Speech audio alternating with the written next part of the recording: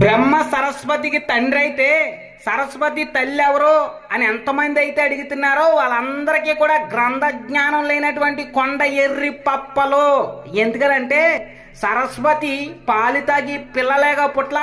మళ్ళీ చెప్తున్నాను ఏనండి, సరస్వతి తల్లి గర్భంలోంచి బయటకు వచ్చినటువంటి పాలు తాగి పిల్లలేగా పుట్ల. సృష్టింపబడ్డది. సృష్టింపబడడానికి పుట్టడానికి చాలా తేడా ఉంది.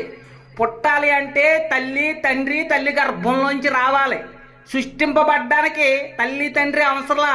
ఎవరైతే సృష్టిస్తారో వాళ్ళే తండ్రి అవుతారు లేదా తల్లి అవుతారు.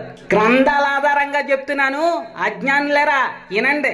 వినాయకుడు కూడా తల్లి గర్భంలోంచి పుట్టలేదు, పార్వతి ద్వారా సృష్టింపబడ్డాడు లేదా చెయ్యబడ్డాడు.